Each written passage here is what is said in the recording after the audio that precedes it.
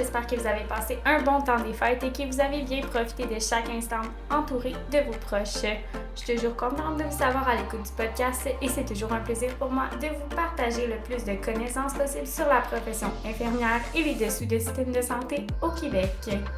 Dans les prochaines minutes, je vous laisserai à la discussion très enrichissante que j'ai eue avec Claude Gagnon, un professeur en soins infirmiers qui a toute une drive et qui donnait des cours loin d'être longs et ennuyants, même quand ça parlait de loi, le cours le plus redouté de tous les enseignants. Le plan de base était de parler de stage, mais sa passion pour l'enseignement nous a menés vers ses techniques d'enseignement pour captiver ses élèves. Le temps passait tellement vite qu'il était loin d'avoir tout dit ce qu'il voulait dire à la fin de notre échange, ce qui nous a menés vers une deuxième partie qui sera diffusée la semaine prochaine et qui abordera plus la portion de la gestion du stress, que ce soit en stage, avant les examens ou n'importe quand tout au long du parcours d'un élève en soins infirmiers.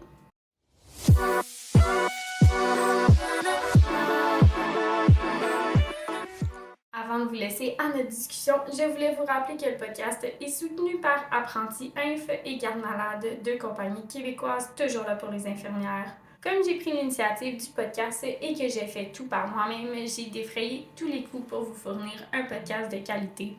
En effectuant vos achats avec mes codes promotionnels chez Garde Malade ou Apprentis Inf, vous posez un geste très apprécié de ma part qui me soutient et j'en suis très reconnaissante. Au niveau des nouveautés, bientôt Apprentis Inf sortiront leur 5e aide-mémoire de pharmaco qui sont tout aussi complets les uns les autres et qui fournissent des cartes fiches assez esthétiques sur plusieurs médications.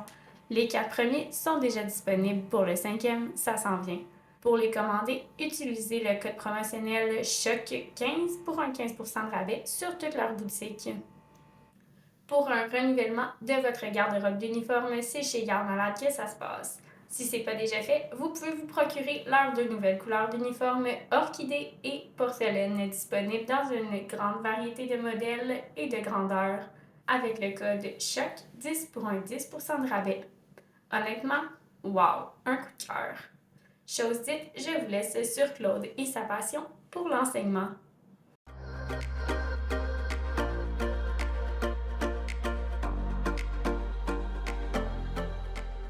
Allô Claude? Bonjour Ariane. Ça va bien? Oui, vous-même. Oui, bonne année 2023. Merci, toi aussi. Fait que aujourd'hui, Claude, tu es là pour nous parler de ton parcours, puis nous expliquer un peu comment ça fonctionnait en stage, à l'école, un peu les dessous du côté de l'enseignement. OK. Moi, j'ai jamais vu de dessous. J'ai toujours vu des déçus. Parce que des déçus, en ce genre D-E-S-S-U-S, hein, les au-dessus. Ouais. J'ai toujours trouvé que c'était une super de belle profession enseigner parce que pour moi, c'était le partage des connaissances. C'est ça que je trouvais qui était le plus symbolique dans cette profession-là. Quand tu aimes ça, là, et que tu le fais, et que tu vois les jeunes et que tu veux les faire grandir dans cette profession-là, c'était extraordinaire. OK. Toi, ton parcours, ça remonte peut-être à longtemps. Ah, ça fait très longtemps. Si là. on remonte, mettons, ton parcours scolaire, est-ce que c'était pareil avant que maintenant ou c'était des différents cheminements? C'est sûr que moi, quand j'ai fait mon cours à Chicoutimi, il n'y avait pas d'Écosse, il y avait très peu d'examens de laboratoire, c'était très théorique. OK. Ce qui est survenu, c'est que dans les années 90, par la suite, je dirais que est arrivé qu'on a voulu rehausser la profession infirmière. Et puis, pour faire ce rehaussement-là, il a bien fallu donner des compétences. Okay? Ouais. Bon, alors là, il y a toutes les notions de socio-constructivisme qui sont arrivées, le cognitivisme aussi, alors c'était super intéressant. Bon, alors moi, quand j'ai travaillé à l'hôpital de Verdun, j'ai un de mes amis qui m'a dit « Ça te tenterait-tu d'enseigner? » Ah, j'ai dit peut-être, OK, mais je sais vraiment pas de quoi tu parles. Okay? Ouais. Alors, antérieurement à ça, moi, quand j'ai fini mon DEC au cégep, j'ai fait un bac, parce que moi, je voulais devenir un boss d'hôpital. OK. Je voulais devenir un directeur des soins ou peut-être même un directeur général. Ouais. Fait que j'ai fait un bac en administration des services hospitaliers. Mineur en gestion des ressources humaines et une majeure en gestion des services de santé. Mineur, ça veut dire 30 crédits, majeur 60 crédits pour faire ton bac de 90. Puis après ça, je me suis aperçu que ça ne m'intéressait plus une fois que mon bac a été fini. Fait que j'ai continué à travailler à l'hôpital de Verdun, un petit peu à Saint-Luc aussi, et à l'hôpital général de Montréal en département de physiothérapie. pour Ok. les gens qui ont fait des AVC et chirurgie du genou et de la hanche. OK. Puis là, ben, c'est ça, un de mes amis m'a dit, ça te tenterait-tu d'enseigner? Bon, OK, j'ai dit oui, ben, il faudrait bien que je vois de quoi ça a l'air. Fait que je suis allé voir comment est-ce qu'il faisait, donnait ses cours. Et là, j'ai tripé. J'ai tellement aimé ça. Et lui, il avait un sens de l'humour très développé. Et c'est ce qui faisait qu'il créait un climat dans ses classes tellement agréable. Et tout au long de ma carrière comme enseignant, c'est tout le temps ce que j'ai voulu reproduire. Ouais. Déstresser la situation et amener beaucoup d'humour. Ouais. Moi, je fais à chacun de mes débuts de cours, je comptais toujours une joke. OK? Si Une je peux farce. en entendre une. Bon. Je suis prête, je suis prête. Attends un peu, là. C'est OK. On est le 26 juillet, c'est la fête de la Sainte-Anne. OK? Puis un bonhomme qui a une jambe de bois. OK.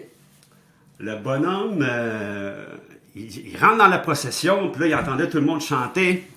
Oh Seigneur, donnez-moi, je sais plus trop quoi, là, mais en tout cas, donnez-moi semblable à l'autre. Donnez-moi mon cœur semblable à l'autre, OK? Bon. Fait que là, lui, le bonhomme, il commence à chanter, puis lui, il avait une jambe de bois, ça fait qu'il suivait la procession, puis il disait Oh Seigneur, donnez-moi ma jambe semblable à l'autre. Fait que là, on entend crier Miracle! Miracle! Le bonhomme s'est réveillé avec 2 jambes de bois. Ah! Es-tu bonne?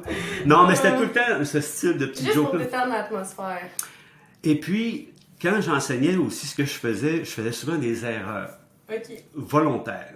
Ouais. OK? Et là, à un moment donné, j'attendais. À un moment donné, je prenais un petit moment d'arrêt. J'ai dit, qu'est-ce que je viens de dire là?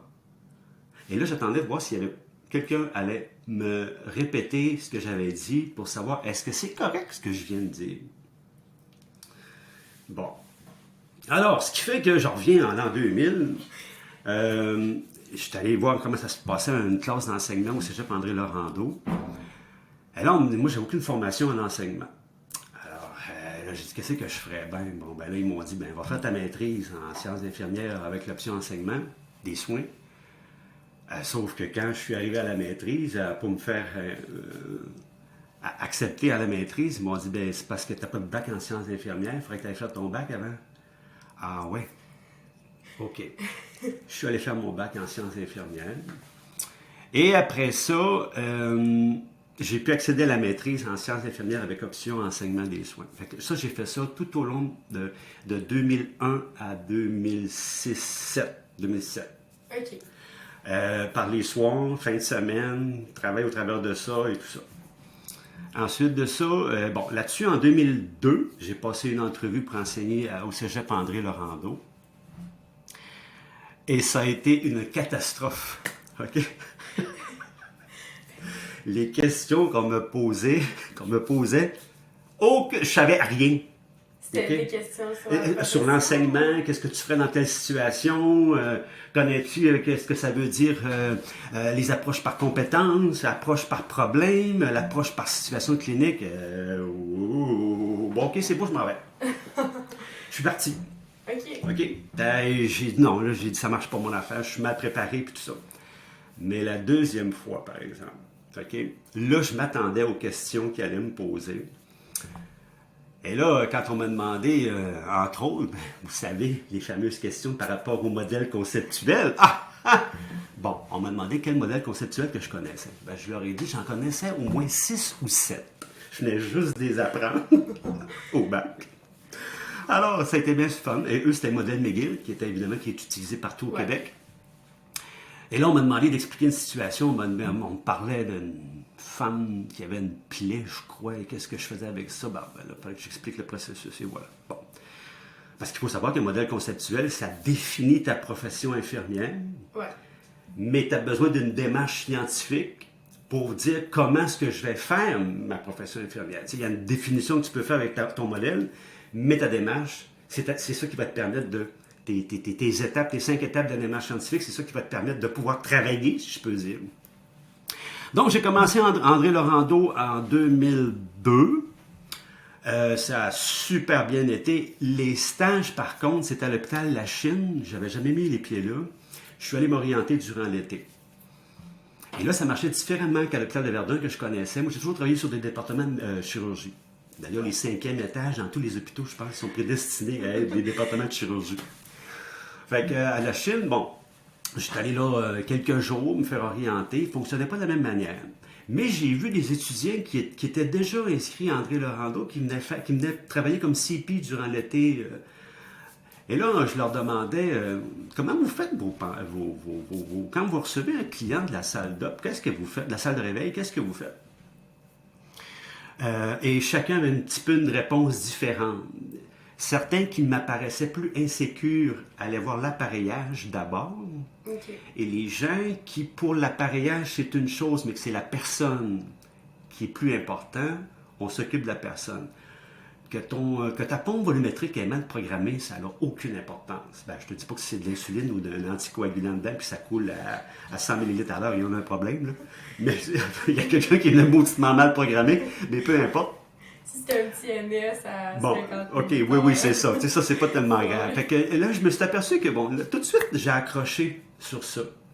Parce que quand je voyais les étudiants, les miens, quand on allait en stage à l'hôpital de Verdun ou à la Chine, là, je me suis dit, là, il y a quelque chose qui ne marche pas parce que je vois qu'il y a une différence entre les notions acquises par certains étudiants qui m'apparaissent plus, comme j'étais un peu plus insécure dans leur façon de fonctionner quand quand les gens arrivent de la salle de réveil.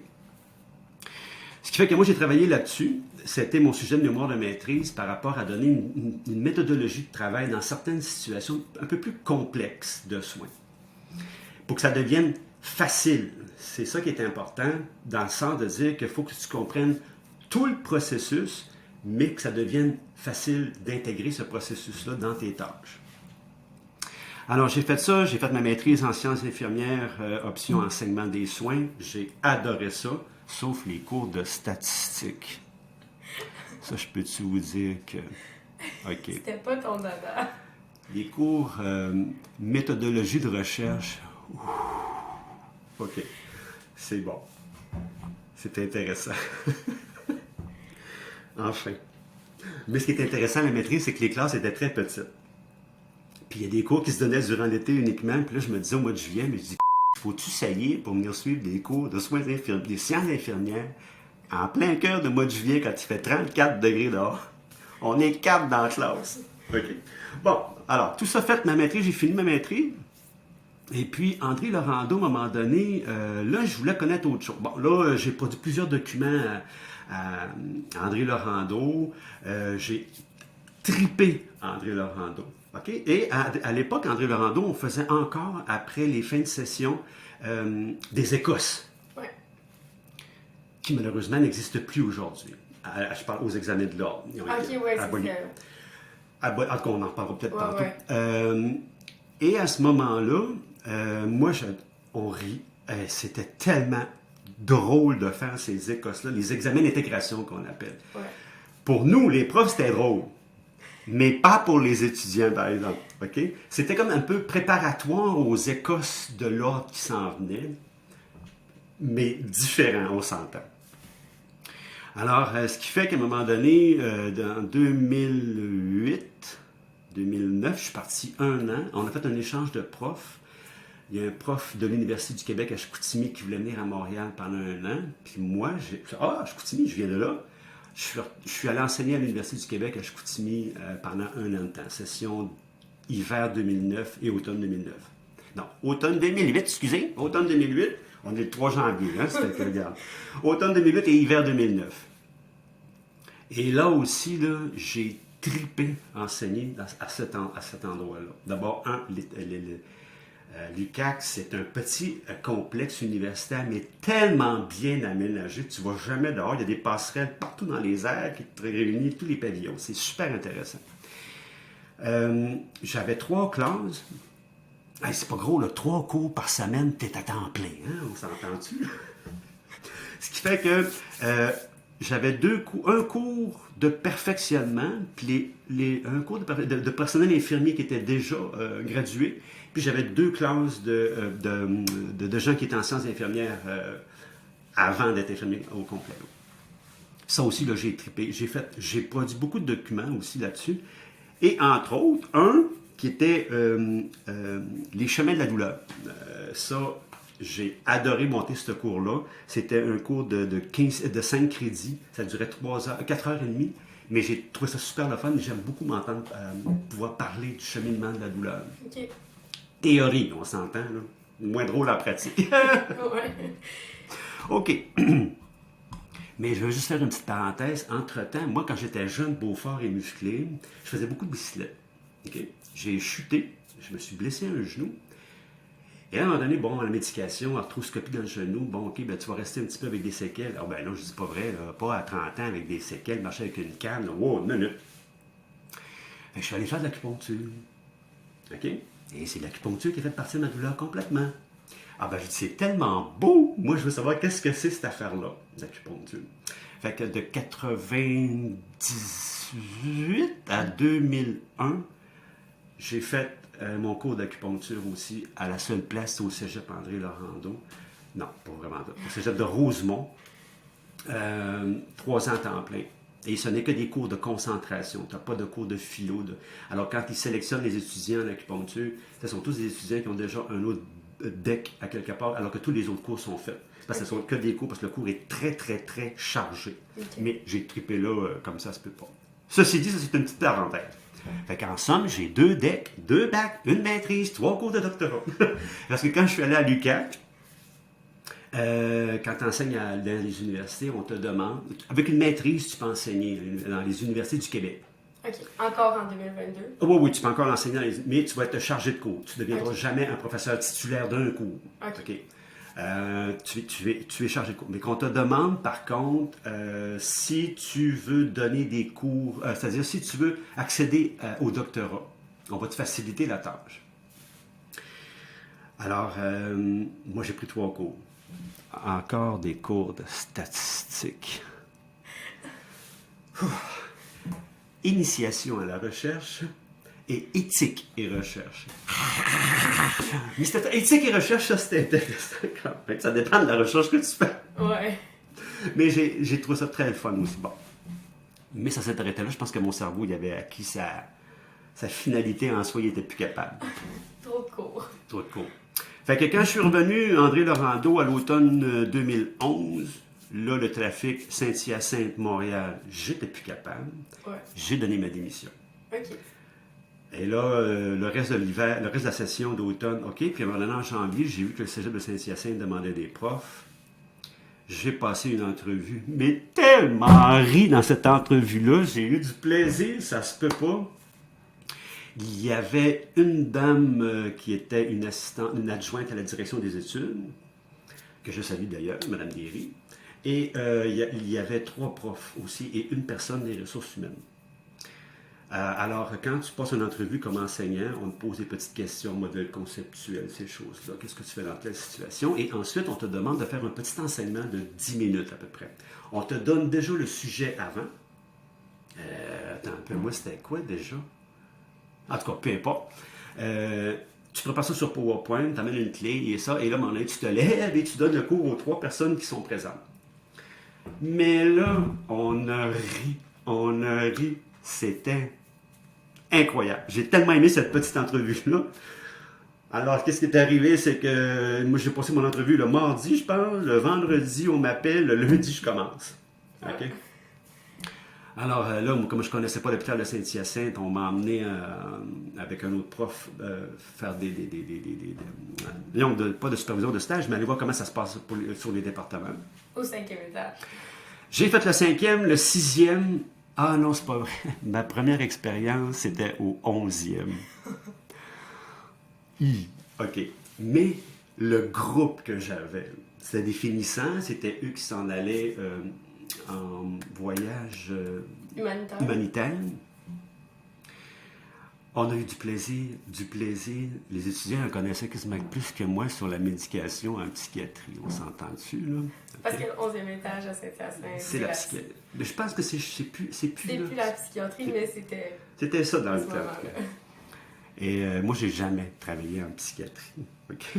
Bon, voilà. Mais c'était pas grave, c'était juste pour quelques semaines, parce qu'après, je m'en allais au 5e. Ah, ça, j'ai adoré ça. On a tellement ri. Et c'était des étudiants Moi, c'est ça que j'aimais, c'est parce qu'on ne se prenait pas pour d'autres, puis on avait beaucoup de plaisir avec les étudiants. Moi, à Montréal, que ce soit à l'hôpital Saint-Luc, la Chine ou à Verdun, quand les étudiants... moi, j'arrivais, mettons, moi, je préférais être de soir parce que je recevais les clients de la salle de réveil. Ouais. Alors, c'était pour moi idéal pour partage de connaissances. Ce qui fait qu'à un moment donné, je regardais sur la feuille au poste, bon, moi, je prends lui, je prends lui, je prends lui, je prends... Je n'allais pas les voir avant. Je prends tel patient, tel patient, tel patient, tel patient, tel patient.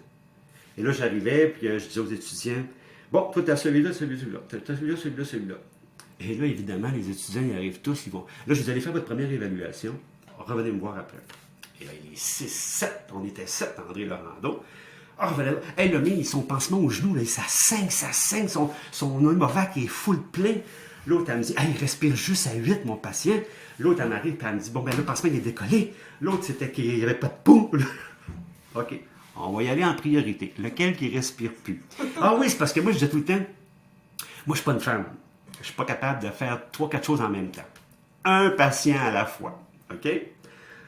Vous autres, les femmes, c'est sûr, vous êtes capables de faire 3-4 patients en même temps. Moi, je ne suis pas capable. Ouais. Lequel qui ne respire pas, on va aller faire lui avant. Prends tes 5 vitaux, respire à 8, on enclenche le protoxol de naloxone, prépare-le, on va lui donner ça. Narcan. Ouais.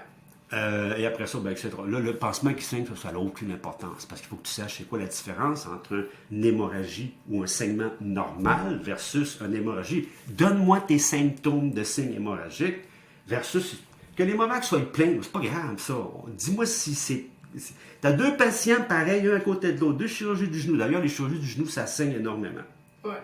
Il y a beaucoup d'épanchements sanguins. Lequel qui est en hémorragie puis lequel est un saignement normal? Donne-moi la différence entre les deux. OK? Bon, alors c'est ça que je demandais. Mais dans mes cours, je me suis aperçu que moi, quand j'ai fait mon cours à 17 ans, j'étais extrêmement stressé, anxieux, nerveux, en pédiatrie. Là. Oh! Ah, des beaux petits poupons qui sont en pleine santé, c'est beau, c'est le fun. Mais les petits poupons connectés de partout, là, oh, balaye. Oh! J'en ai-tu versé des petites larmes? Bon, pas capable. Alors, moi, j'ai eu des profs qui m'ont pris par la main, notamment en obstétrique et en pédiatrie, quand moi, j'ai fait mon cours. Mais je me rappelais fort bien que quand les étudiants y arrivent en stage, on est nerveux comme ça se peut pas. Okay? Ouais. Souvent en classe, quand je donnais mes cours, quand je donne des cours, je mets les étudiants en situation d'apprentissage. En ce sens que, un exemple. OK, ce matin, on va revoir notre feuille, la FADM, la feuille d'administration des médicaments. On va regarder ça, comment ça fonctionne et tout ça, parce que là, la semaine prochaine, on va être à l'hôpital. Il va falloir que vous soyez capable de la remplir, cette feuille-là. Alors, OK, Ariane. Normalement, je prenais la plus timide de la classe. Je ne sais pas si Ariane est la plus timide, mais en tout cas. Je pense pas. Bon, OK. Alors, ça ne sera pas Ariane, mais... Amélie. Amélie, bon, viens ici, là. OK, Amélie, moi, je suis ton patient. Tu m'amènes des médicaments, puis tu me parles. Tu rentres dans la chambre. Je t'écoute. Alors, elle vient me voir. Elle dit, bonjour, monsieur. Elle dit, je m'appelle Amélie. Je viens vous donner vos médicaments. J'en veux pas de tes calices de pilules.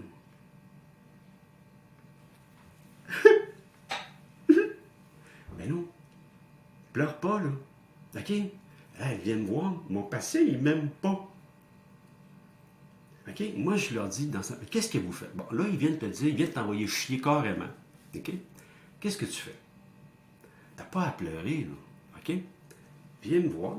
Puis là, tu me dis, pourquoi? Qu'est-ce que tu as fait? Il t'a refusé ces médicaments. Qu'est-ce que tu lui as expliqué? OK? Parce qu'il faut bien savoir que les gens hospitalisés, ils n'ont pas le sourire fendu jusqu'aux oreilles. OK? Alors là, à un moment donné, je leur dis, qu'est-ce qui est important? Bon, OK, c'est sûr, mais... Et là, je ciblais dans les classes les jeunes qui m'apparaissaient les plus susceptibles d'être confrontés, et ça faisait exprès qu'ils étaient confrontés devant des situations plus complexes. Pourquoi les plus habiles, si je pourrais dire, avaient des beaux patients, alors que moi, je n'allais pas les voir avant?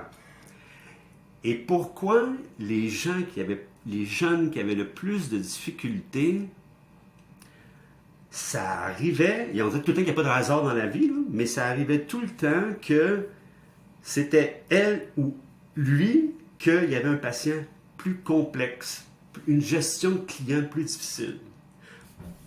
Puis là, je leur donne un exemple. Moi, j'ai fait une pierre au rein dans ma vie. OK? Une petite lithiase rénale. OK? Je venais de prendre de la bière l'après-midi avec des chums. Là, je tombe dans l'escalier chez nous. Là, je leur dis, ah si, j'ai un cancer qui vient de me péter dans le ventre. Je sais pas ce que j'ai là, mais je vais crever là. Un méchant coup de pied. Les chums des appellent l'ambulance, me ramassent à l'hôpital. Et là, je sac après les ambulanciers. Parce que je ne sais pas si vous le savez, mais quand c'est une douleur viscérale, tu n'as pas de position antalgique. Okay? Tu n'es pas capable de rester figé de même. C'est pas comme quand tu fais un appendicite, parce qu'un appendicite, plus tu augmentes les mouvements, plus tu crées une augmentation de la pression intra-abdominale, et là, la personne ne veut plus bouger. Versus une lithiase rénale, par exemple, la personne n'a pas de position. Et eux, ils m'avaient attaché serré sur la civière. Hey, détache-moi, je vais voir. Détache-moi. Et je sacrais comme un fou après les gars. Là, il me dit, si tu n'arrêtes pas, on te met sur le trottoir. Je savais très bien que je ne le ferais pas. Arrive à l'urgence. Ah, la belle petite infirmière de 22-23 ans. Ah, là j'étais dans le lit, mais je dis, si j'ai là. Puis là, je sacrais comme ça se peut pas. Elle a dit, je vais vous installer un soluté. Je dis, quoi, qu'est-ce que tu dis, là? Elle a dit, je vais vous installer un soluté. Et on, ben oui, mais quel est ton soluté? Viens, je pars là, le protocole de morphine, prends pas 5 heures. Et je sacrais après elle, là, ça n'avait pas de sens, OK? Elle a cherché sur le... Non, mets-le pas là, mets-le dans le coude, ça va aller bien plus vite, là. Je le plierai pas, mon bras. Pauvre petit. Et là, je compte ça aux étudiants, OK? Moi, je suis pas un bon patient. Et pourtant, je connais la dynamique, OK? Et là, après ça, on va donner, là, je lui dis, écoute, là, j'ai dit, bon, là, 2-3 shots de morphine. Et là, je lui ai dit, donne-moi... là, j'ai dit, j'ai pris de la bière. Ah oui, la femme de l'urgence, la femme médecin, elle vient me voir, elle me dit, vous savez, monsieur, hein, elle dit que, vous savez que la douleur était une douleur de lithiase rénale, d'une pierre au rein, c'est pareil comme un accouchement. Ben, j'ai dit, pas une épidurale dans le dos, je l'accouche, ta pierre l'autre. Elle a dit, c'était une crise de fou. Regarde, on s'en va de là. J'ai passé ma soirée à sacrer. La pauvre petite infirmière, là, je lui dis, va me chercher le bladder scan. J'ai bu de la bière toute l'après-midi, la vessie va m'éclater. Elle revient. Vous savez ce que c'est qu'un bladder scan? Elle revient avec l'appareil. Elle revient avec 300 ml dans la vessie, tu sais. Là, on est bon, on passe une radio, et là, en me levant, je me lève, je m'en vais à la toilette. Et la petite pierre, on m'a donné un petit filtre, la petite pierre est sortie. Je venais d'accoucher de mon premier fœtus. Pas de sens. Et là, je le compte tel quel aux étudiants. Pour leur dire, et là, mais quand j'étais correct, là, je suis allé voir mon infirmière, je dis, écoute, je m'excuse tellement.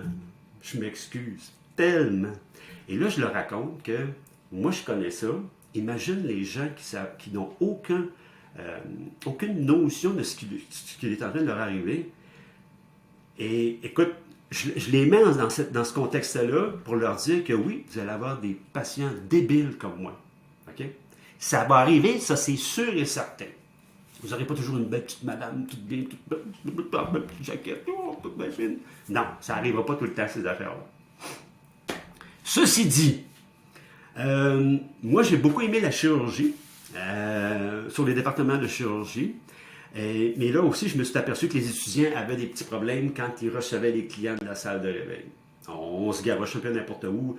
Encore là, je me regardais. Oui, c'est vrai, les plus insécures. Ah, ma pompe, elle n'est pas correcte. Là, c'est marqué dessus. Non, je dis, laisse faire ça. De toute façon, regarde. Oups, là, j'ai mis mon dossier, mais en réalité, tu n'as pas de dossier dans les mains. OK? Tu ne l'as même pas consulté. Moi, c'était toujours, va faire ta première évaluation clinique. Mon sujet de mémoire de maîtrise, c'était l'examen physique. Okay? L'examen clinique, qui inclut évidemment l'examen physique. Et évidemment que ça, c'était ma tasse de thé. De par ça, moi, ce que j'ai aimé André Laurando, et surtout à l'UQAC, c'était les cours par approche par problème. Eux, là-bas, ils appellent ça des approches par situation clinique. Parce que ça, ce que ça faisait, ces formations-là, quand elles sont bien structurées dans l'horaire de cours, Ça te permet de travailler en équipe. La même chose que tu vas reproduire à ton vrai travail. Ça va te permettre d'être capable de travailler en groupe pour aller chercher des solutions à des situations problématiques qui peuvent être un peu plus importantes ou qui dépassent mes compétences. Moi, j'ai adoré ça.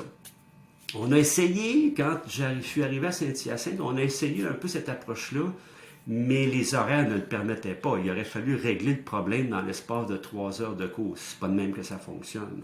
On donne une situation clinique, tu as du temps de recherche en équipe, et après ça, on arrive avec des solutions.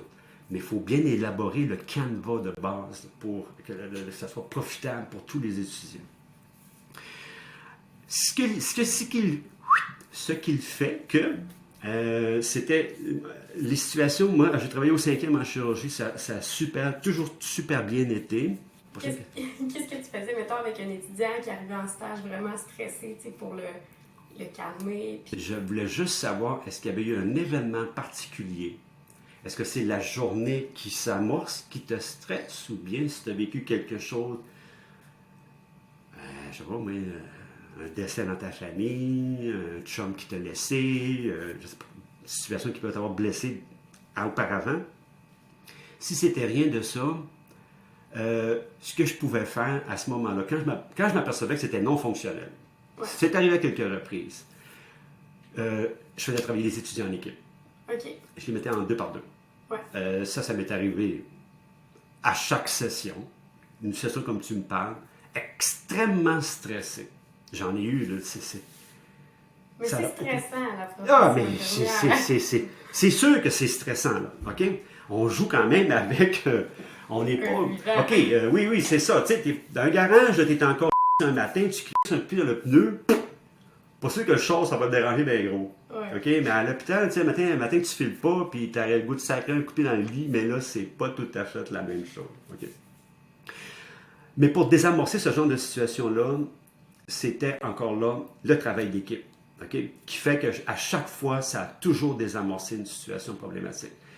Dans un groupe, quand on crée les groupes de stage, on sélectionne 2-3 étudiants qui apparaissent plus forts, théorie, pratique, avec 2 ou 3 étudiants un peu plus en difficulté. Ce qui fait que quand on arrive en stage, on ne se ramassait pas avec des étudiants un peu plus en difficulté ou des difficultés d'apprentissage. Alors à ce moment-là, on ne mettait pas les 6 plus difficiles ensemble et les plus forts ensemble. Ça ne faisait pas un bon groupe de stage. Alors, de toute façon, ça va être la même chose que quand tu vas travailler. Quand tu vas travailler, il y a des journées où ça ne file pas, tu ne te sens pas bien, il y a des situations qui vont te dépasser, il y a un patient que tu n'aimeras pas face, même des fois ça arrive que tu vas demander à un confrère ou une consoeur de travail, tu veux-tu t'occuper de mon client dans tel lit, je ne suis pas capable. Avant que ça dégénère mon affaire, là, ou encore, dans un contexte que tu connais cette personne-là, tu as entendu parler de lui, et que tu n'es pas d'accord avec sa façon de faire ou avec sa façon de vivre, quelque chose du genre. Donc, à ce moment-là, ce que tu fais, tu peux demander une autorisation particulière à soit ton chef d'unité ou à l'assistant-chef. Tu dis, garde, je change parce que lui, je ne suis pas capable. Ça ne marchera pas. Ouais. C'est préférable. Okay? Ouais. C'est comme on dit, est-ce qu'on devrait traiter quelqu'un de notre famille? Éthiquement parlant, on dit que c'est préférable de ne pas le faire, mais si tu es capable de le faire, ben là, c'est toujours... C'est comme je disais aux étudiants, une fois en classe, on avait entendu quelque chose de parler, j'ai dit, qu'est-ce qui arrive? Qu'est-ce que vous feriez? Vous êtes à l'urgence. Il y a 2 ambulances qui s'en viennent, dont un bébé en arrêt cardiaque ou un jeune enfant en arrêt cardiaque. Le papa qui aurait eu une agression contre l'enfant et qui est en arrêt cardiaque aussi, tentative de suicide. À l'urgence, on comprend la situation. Le papa a tué son garçon, sa petite fille, et là, lui, il est en arrêt cardiaque. Professionnellement parlant, toi, ça vient te chercher. Là. Okay? Ouais. Est-ce que tu vas faire le massage cardiaque sur cet homme-là? Hein? Je ne veux pas de réponse. Mais ce que je veux dire, il y a des situations comme ça où, à un moment donné, ouf, ça nous fait réfléchir. Ah, parce que moi, je donnais un cours sur la législation dans la profession infirmière. Et j'ai un paquet, un peu comme ce que l'Ordre a déjà créé, là, un cahier de éthique et profession, je pense, le titre du cahier, là, où il y avait des situations qui pouvaient être conflictuelles avec la profession. Je regardais un petit peu leur situation, mais moi, je mettais ça un peu plus osé. Okay? Est-ce que tu peux tomber en amour avec une patiente en psychiatrie? OK, elle est là depuis 3 mois, tu la traites depuis 3 mois, tu es très sensible à ses charmes particuliers. Est-ce que... Et elle a son congé signé pour la semaine prochaine. Et elle te demande, est-ce qu'on pourrait continuer à se voir? Est-ce que légalement ou éthiquement parlant, c'est correct de le faire? Éthiquement parlant et légalement, c'est non. Parce que cette personne-là est vulnérable et c'est la vulnérabilité qui fait qu'on ne devrait pas entretenir des relations avec des gens comme ça. Versus si une histoire, l'amour est dans le pré, là, regarde, ton cultivateur qui tombe en bas de son tracteur, se fracture une épaule, va se faire traiter 3 jours à l'hôpital, il ressort, mais il aime bien son infirmière.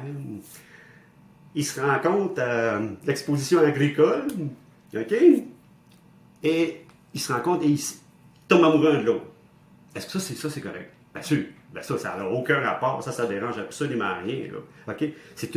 L'idée là-dedans, c'est tout le temps de dire que le principe de vulnérabilité de la personne qui fait en sorte que tu ne dois pas entretenir certains types de relations quand tu as eu un patient pendant un certain laps de temps. Et ça, l'ordre est assez formel par rapport à ça, même si ça se fait beaucoup. Accepter de l'argent. Est-ce que c'est correct accepter de l'argent de ses patients? Théoriquement, non, mais... Ah, théoriquement, non, mais écoute, moi, j'en ai déjà reçu, regarde, puis je le dis pas tout le temps, là, mais là, ce qu'on faisait normalement, c'est que quand on recevait de l'argent, on le donnait à l'hôpital, au département, on s'achetait de la pizza un soir, quelque chose du genre. Bon. Ou encore des services professionnels. Tu traites un comptable, toi, tu n'as pas d'argent pour te payer un comptable, il te dit, ouais, ben, moi, je peux te faire tes impôts. Est-ce que tu accepterais ça, de faire tes impôts par un patient que tu as déjà eu? Oui ou non, ben, je n'attends pas de réponse. Mais moi, ce que j'ai aimé, c'est qu'on mettait des étudiants en situation où ça pouvait devenir conflictuel. OK. Il faut connaître un peu les lois aussi, parce que dans la profession infirmière, ce qui est important, c'est la base. Est-ce que c'est légal? Qu'est-ce que je fais? OK? Travailler à l'urgence. Il y a une maman qui arrive avec un poupon, un petit bébé. Le petit bébé, il est bourré de bleu. Des hématomes partout. Okay? Là, elle raconte qu'elle, il est tombé encore en bas du lit, puis je l'ai juste entendu. Fait que là, bon, cet enfant-là s'est déjà présenté à l'urgence 2-3 mois auparavant pour les mêmes symptômes, le même tableau clinique. Et là, en discutant avec la maman, elle a un discours qui est plus ou moins cohérent, décousu. Est-ce que, là, à un moment donné, tu te rends compte que, physionomiquement parlant, ses pupilles sont très dilatées et elle a des gros hématomes dans les plis de coude. Qu'est-ce qu'on fait légalement avec un poupon comme ça, avec un bébé? Ou qu'est-ce que la loi nous dit par rapport à ça? Est-ce que l'équipe, c'est peut-être pour vous personnellement, mais il faut que ce soit déclaré à la loi sur la protection de la jeunesse. On n'a pas le choix, c'est légal. Si l'enfant venait à décéder, il va y avoir enquête du coroner, et l'enquête du coroner va remonter jusqu'au dernier professionnel qui a été consulté. Et si on s'aperçoit que vous n'avez pas fait votre travail correctement, comment se fait-il que cet enfant-là n'a pas été déclaré? Il était dans un état de maltraitance. Ce sont tous des situations, des fois, qui peuvent être intéressantes parce que ça nous fait réfléchir. Évidemment que les étudiants, je leur ressortais la quinzaine de lois qui peuvent nous intéresser en soins infirmiers. Ce qui fait qu'à un moment donné, eux, je leur disais même que, là, c'est sûr que les lois, il y en a des colosses, là, mettons. Et il y en a qui, les nombres de pages, là, quand on est rendu à 150 pages, 200 pages, tu n'as pas le temps de lire tout ça dans un cours. Il fallait quand même que je leur dise, dans telle section, qu'est-ce qu'on peut faire dans une situation clinique comme ça? Mais ça, je pense que c'est une belle façon d'approche, de voir qu'est-ce qui peut nous survenir. Puis le fait est que moi, j'arrivais avec un point de départ, mais la discussion pouvait s'élargir beaucoup plus loin quand on en parle, parce qu'il y en a d'autres. Parce que ce qui était intéressant aussi, André, ici à Saint-Hyacinthe, pratiquement chaque année, à chaque session, j'avais toujours 3 ou 4 étudiants ou étudiantes qui étaient déjà infirmiers auxiliaires, qui venaient faire leur cours en soins infirmiers. Et eux, de par leur pratique ancienne ou antérieure, ben, ils amenaient eux-mêmes des situations qui... Hey, moi, ça m'est arrivé telle affaire, telle affaire, telle affaire, telle affaire. Bon, mais qu'est-ce que je fais? Et ça amenait beaucoup de discussions dans la classe. Et ça, je trouve ça super intéressant. Je reviens un peu à la première question, c'était quoi par rapport à la profession infirmière? Pour toi, c'était quoi? Moi, ce que j'ai trouvé intéressant, c'est qu'ici à Saint-Hyacinthe, je donnais un cours pendant quelques temps. Et c'était les étudiants qui devaient me définir, eux, c'était quoi leur conception de la profession infirmière. Ils devaient aller me chercher et il y en avait une vidéo qui était à l'urgence. De quel hôpital, je ne m'en souviens plus, à Montréal. Et la jeune infirmière était quand même pas 30 ans. Elle était quand même pratiquement assistante dans un département assez de soins intensifs. Mais la dynamique qu'il y avait autour d'elle, là, tu voyais vraiment c'était quoi un travail d'équipe. Il n'était pas question de dire que chacun avait son rôle spécifique à jouer. Ça ne me regarde pas. Ou, bon, ça, c'est ton patient. Okay.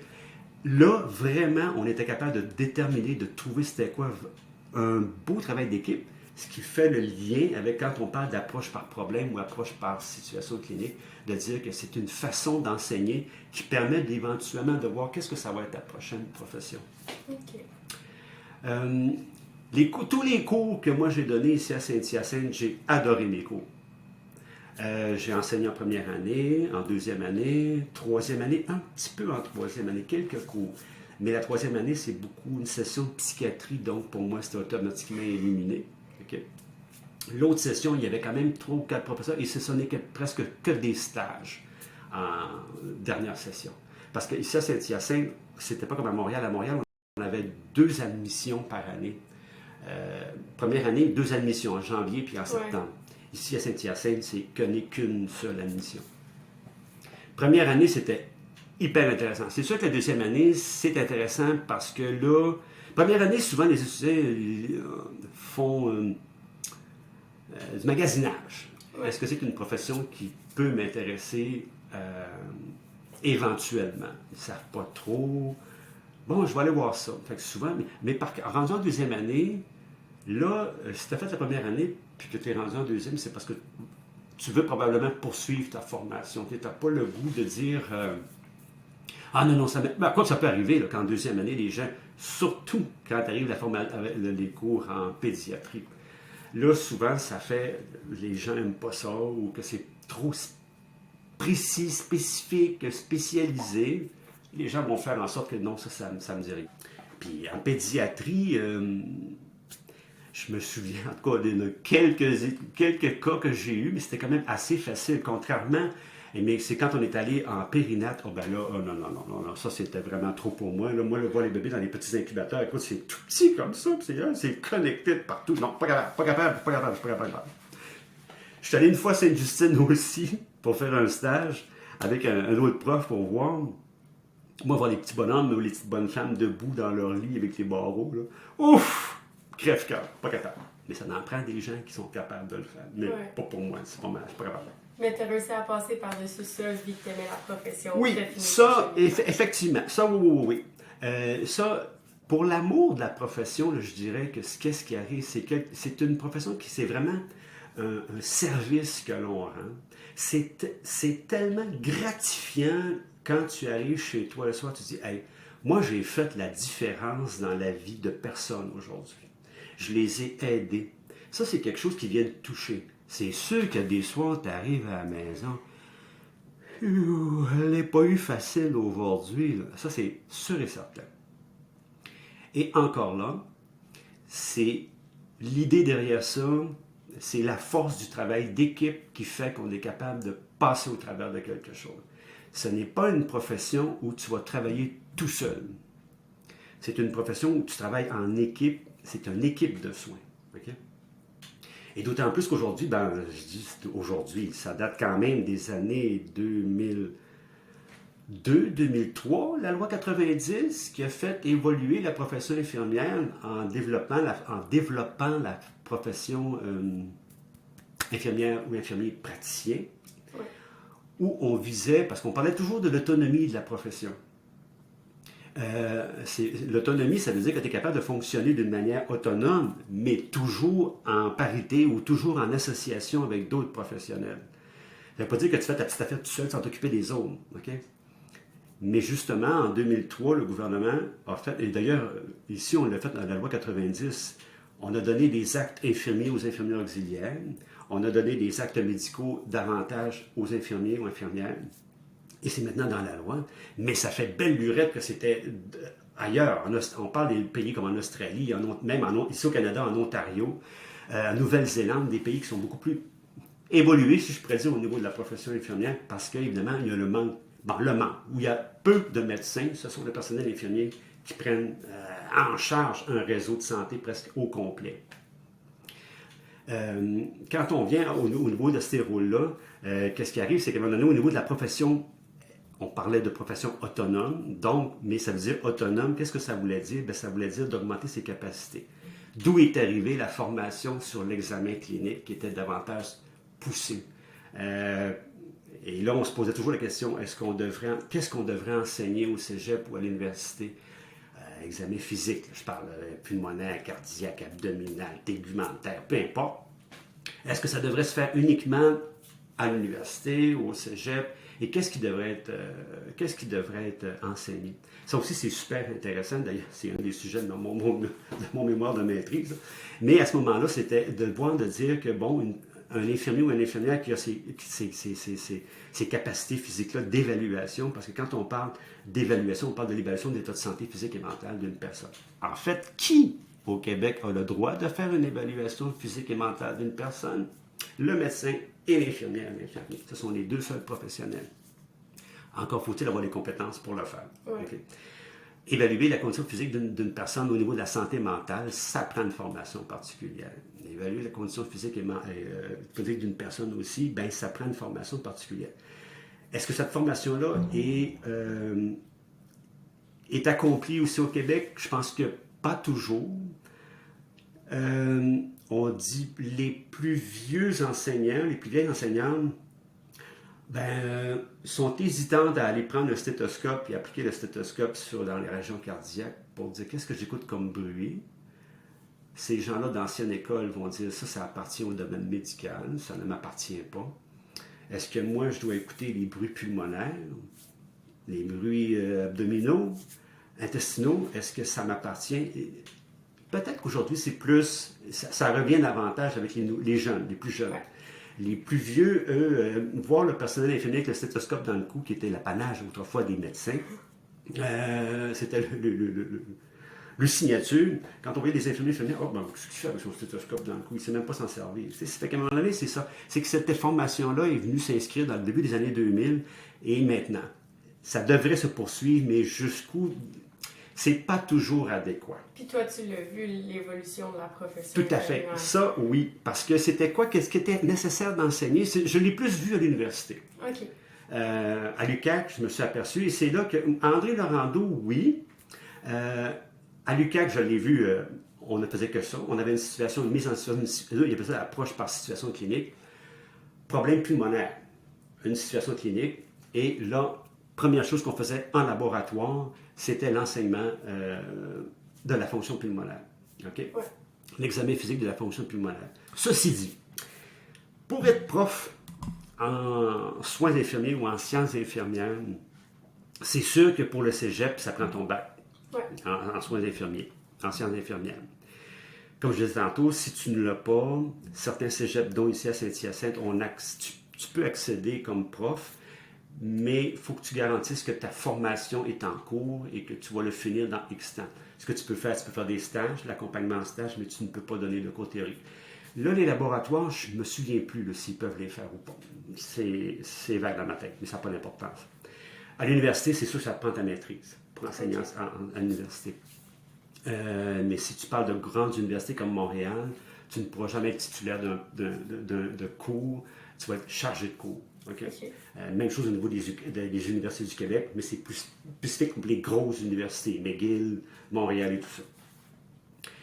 Le problème dans l'enseignement, c'est que moi, je m'en suis aperçu, c'est que peu de profs, bon, OK, tu as ton bac en sciences infirmières, mais OK, tu as des bonnes compétences en soins infirmiers, mais tu n'as aucune connaissance en enseignement. Et ça, c'est une lacune. J'en ai parlé souvent ici à Saint-Hyacinthe, de dire, c'est quoi les méthodes qu'on utilise? Est-ce qu'on devrait davantage développer telle chose? C'est pour ça qu'à un moment donné, j'ai dit, bon, mais la façon dont on construit ici l'approche par problème, ça ne fonctionne pas parce que l'horaire ne le permet pas. Il faudrait tout reconstruire, l'horaire au complet. Ça ne se fait pas comme ça, des approches par problème. Alors, des fois, on veut implanter trop rapidement quelque chose de nouveau qu'on a entendu parler, mais que là, est-ce qu'on a les moyens de le faire? Ça, c'est une autre chose. Alors, à ce moment-là, c'est ça, c'est que le problème est vraiment à la base, c'est que, oui, tu as ta formation requise pour faire de l'enseignement, mais c'est un gros plus si tu étais allé suivre quelques cours, ne serait-ce qu'au niveau du bac en enseignement. Okay. Parce que quand on parle de socio-constructivisme, de cognition, oh boy, OK, là, de quoi qu'on parle au juste? Là? En enseignement, aller chercher quelques cours en sciences de l'éducation. C'est un plus. Parce que c'est sûr, comme tu disais, moi-même, je m'en suis aperçu, quand à un moment donné, je suis allé pour l'enseignement, puis à un moment donné, je lisais des choses, puis on parlait de socio-constructivisme, de cognition, et tout, mais j'ai dit, de quoi qu'on parle? Ben, c'est quelque chose que si tu t'en vas en enseignement, c'est quelque chose que tu devrais connaître. Fait qu'un conseil que tu donnerais à quelqu'un qui veut s'enligner vers l'enseignement dans la profession, bac de base, bac en sciences infirmières, mais aller chercher quelques cours. C'est okay. Même pas nécessaire d'aller chercher un autre bac ou peut-être un certificat en enseignement, et qui peut être très intéressant pour les cours qui sont donnés en enseignement. Moi, ça serait un gros conseil que je donnerais. OK, parfait. Hey, ben, merci beaucoup, Claude. Ça fait plaisir. Moi, si tu veux, là, c'est comme mes cours. C'est ce qui concluait la première partie avec Claude Gagnon sur l'enseignement des soins infirmiers. Comme Claude n'effectue plus de plancher, il a décidé de laisser son mémoire d'apprenti à une étudiante en soins infirmiers qui en aurait besoin. Les détails du concours seront disponibles sur le prochain post Instagram du podcast. En attendant, n'oubliez pas d'utiliser le code promo du podcast sur vos achats chez Apprentis Inf et Garde Malade. J'espère que vous en avez appris plus sur l'enseignement des soins infirmiers avec ce 4e épisode. Afin de m'encourager et de me soutenir, n'oubliez pas de vous abonner au podcast sur votre plateforme d'écoute, à la page Instagram et ou à la chaîne YouTube du podcast pour être à l'affût des nouvelles diffusions. N'hésitez pas aussi à partager ou laisser des commentaires sur cet épisode. Vous pouvez aussi me proposer des sujets que vous aimeriez que j'aborde ou me laisser un message si vous pensez que votre participation au podcast pourrait apporter un plus à l'émission. Sur ce, on se donne rendez-vous mardi prochain pour la suite de cet échange.